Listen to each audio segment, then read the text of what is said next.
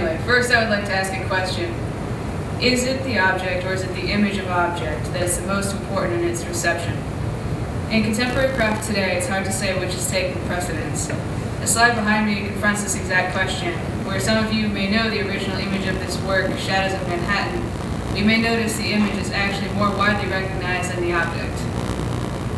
By the way, the object is at the RISD Museum, if you want to see it. Anyway, at which point you may wonder what experience is the most real or powerful and why that is. It could be argued that when craft is brought into the fine arts context, it's redefined by a history of visuality, like the Shadows of Manhattan.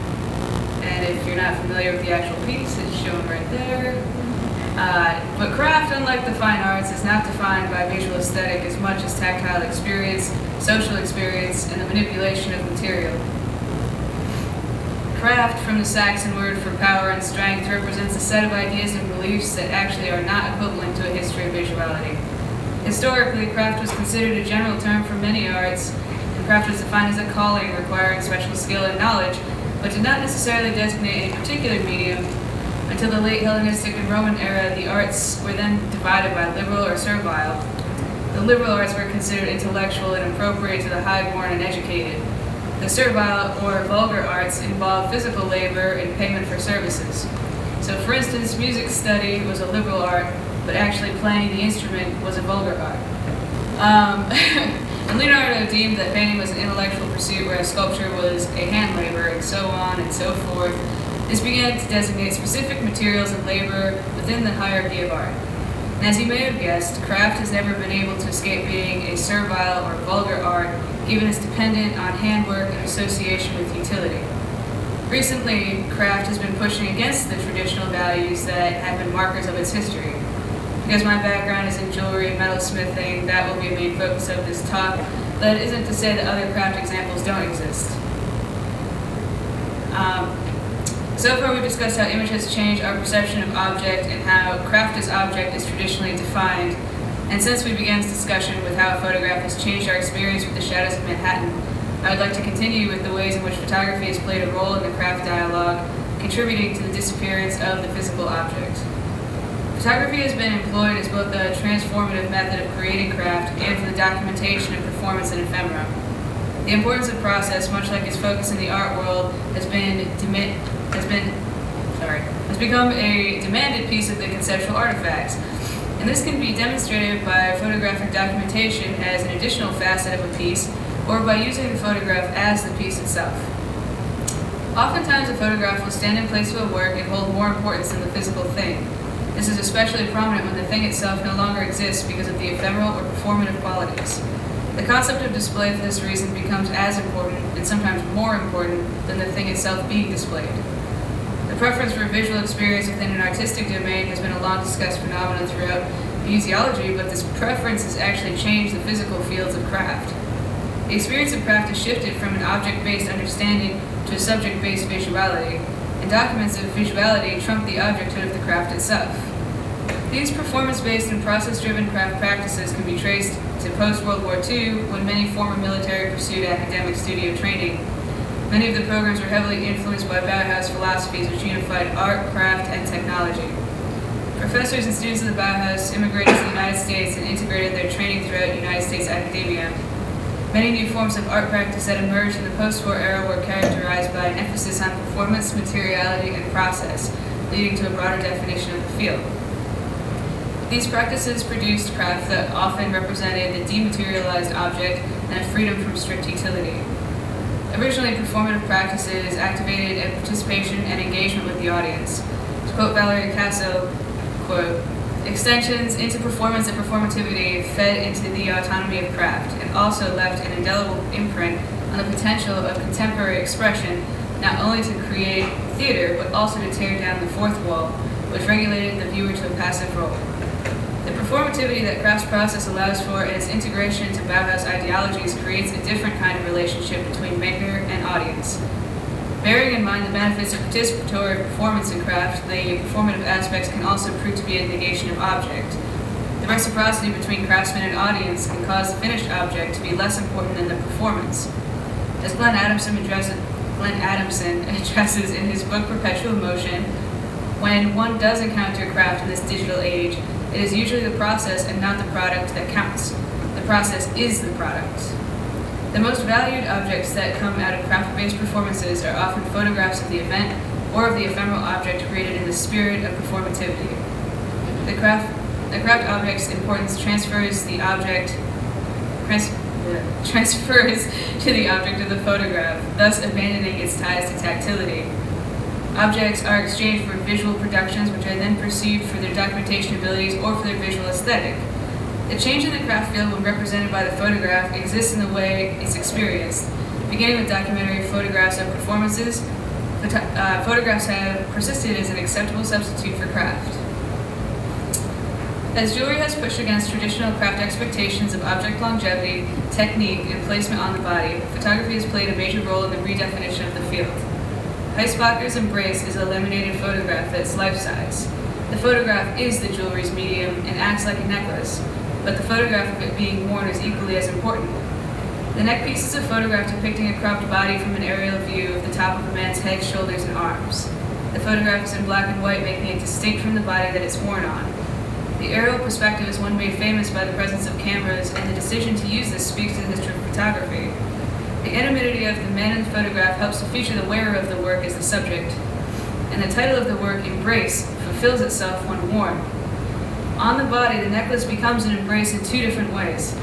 The image, when worn, looks as if the photographed man is hugging the wearer, but the name of the work also speaks to the nature of jewelry, because every necklace hangs on the neck of its wearer, creating an embrace through object.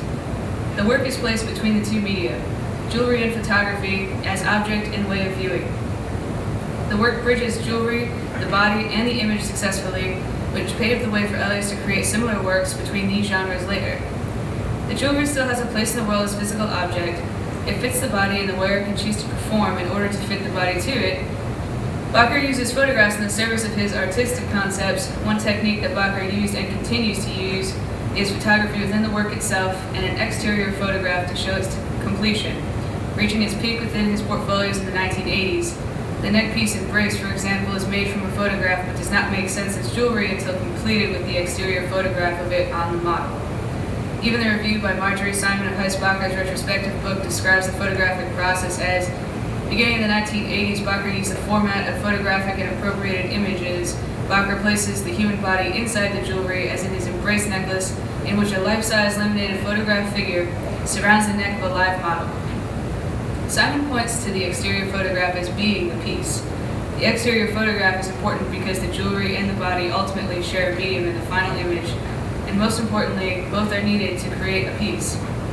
A photographic image was created to construct the neck piece, the body performs to demonstrate the concept, the final image is created, but it remains as a functional jewelry work with or without the exterior conceptual photograph.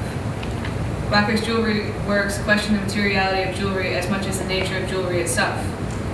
When photography is purposefully incorporated into a work, it's to explore the concept of the individual jeweler.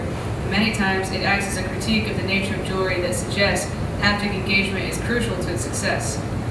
Bacher's Embrace represents the emergence of this kind of commentary of jewelry on jewelry.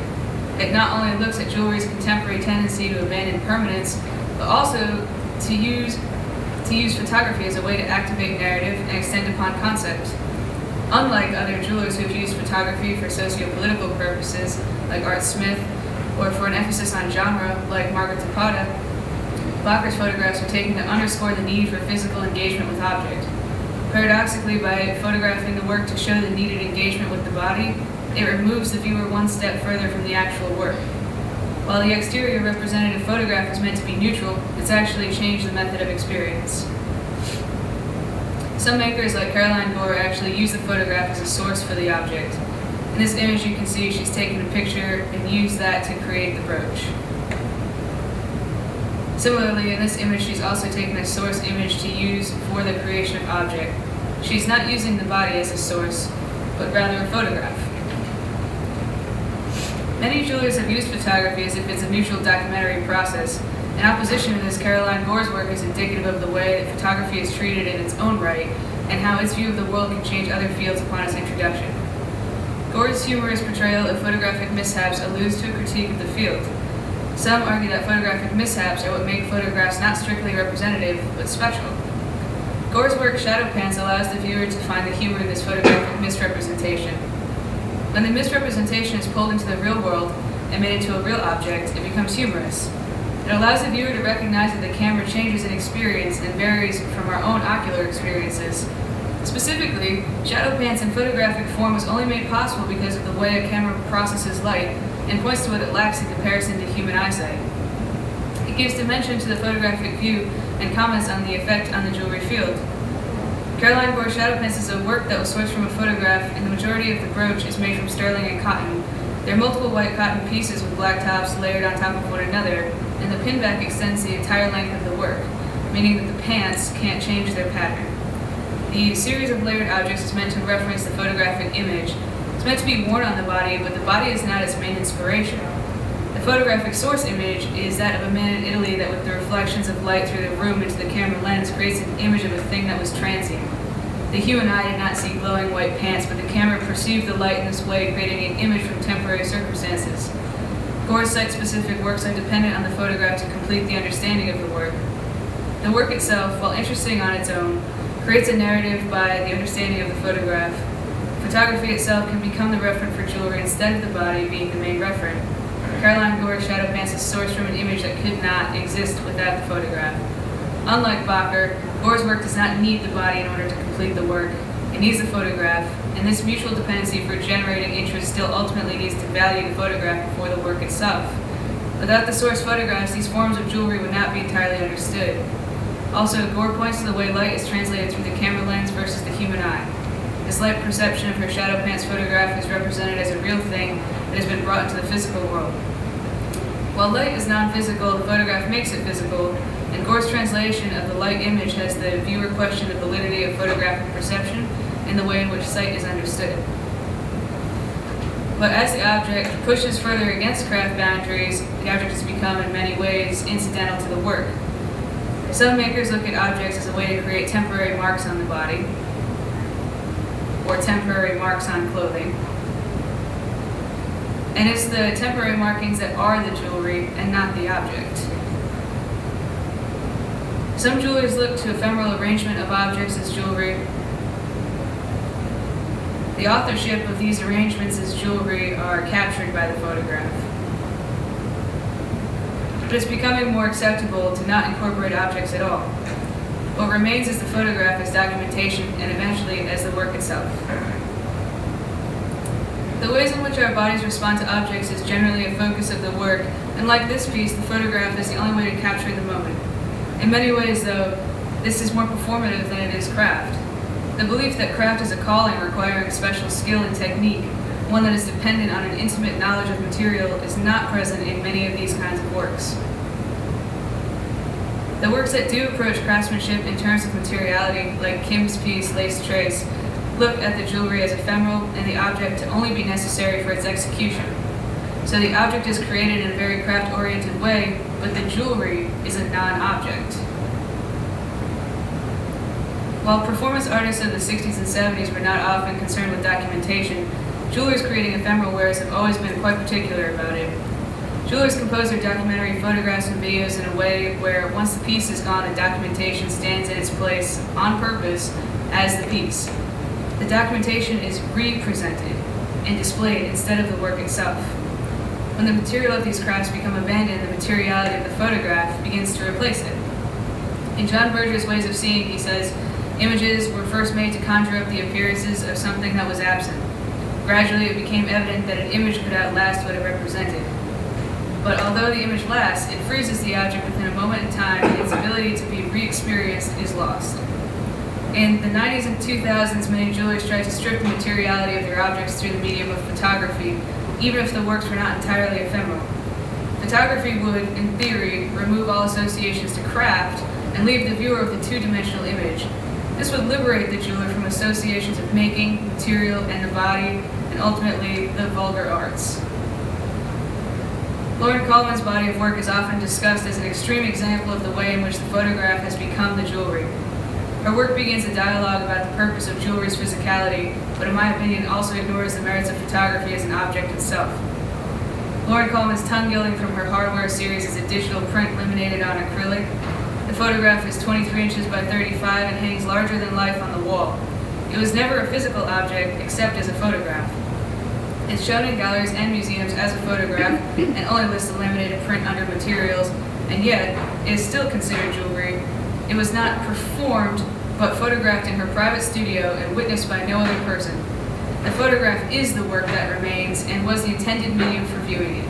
And yet Coleman refers to herself as jeweler and this body of work as jewelry.